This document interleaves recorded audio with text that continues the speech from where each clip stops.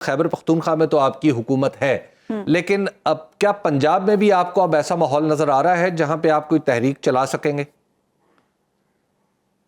देखिए, हम उम्मीद तो यही कर रहे हैं इंशाअल्लाह ताला पंजाब में भी ऐसा माहौल होगा। और यस, इस मरतबा हम जो जा रहे हैं, हम एक अलायंस बनाने जा रहे हैं और वो अलायंस में हमारे साथ जमात इस्लामी भी इंशाअल्लाह शामिल होगी, मजलिस वहदतुल मुस्लिमीन भी शामिल होगी, अख्तर मेंगल साहब की पार्टी भी होगी, महमूद खान चकज़ई साहब की भी पार्टी होगी। कल मेरी सबसे मुलाकात हमारी हुई है और हमने एक फ्रेमवर्क इनिशियल सा बनाया हुआ है। तो आइंदा जो भी हमारे प्रोग्राम होंगे इंशाअल्लाह ताला सारी पॉलिटिकल पार्टीज़ उसमें शरीक होगी। और ईद के फ़ौरन बाद हमारा एक जलसा गुजरांवाला में भी होगा, वो वहदतुल मुस्लिमीन करेंगे। और हमारा दूसरा जलसा जो है वो क्वेटा में होगा, पशीन में होगा, और वो महमूद खान साहब चकज़ई साहब की पार्टी जो है वो ऑर्गेनाइज करेगी। इसी तरह से हम जाएंगे। तो जी इंशाअल्लाह ताला हमारी इब्तिदा हम कर रहे हैं पंजाब में, और बहुत हो गया इंशाअल्लाह ताला पीसफुली निकलेंगे और पंजाब की आवाम सबसे आगे होगी।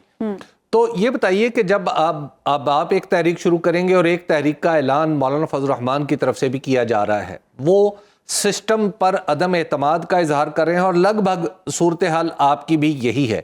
मौलाना फजल रहमान किसे एम किए हुए हैं?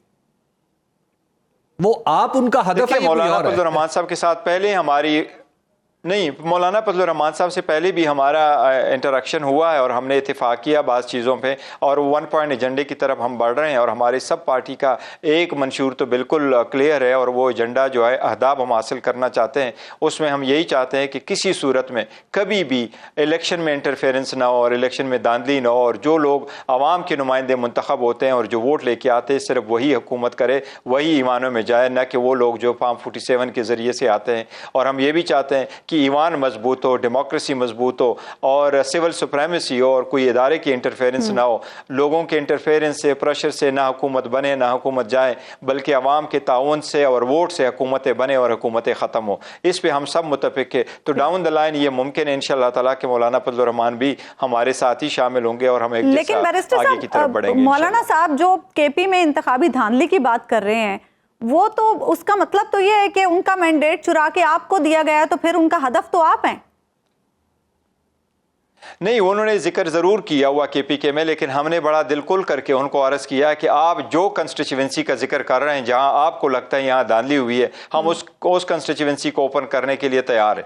आप उनका फॉर्म 45 लेके आए, हम उनका पोलिंग स्टेशन बता दें, तो हम आपके साथ फुल ताउन करेंगे। हम नहीं समझते कि KPK में सिवाय पेशावर की किसी जगह धांधली हुई है। उन लोगों ने देखा जहाँ जहाँ फॉर्म 45 तक कोई और फॉर्म नहीं आया।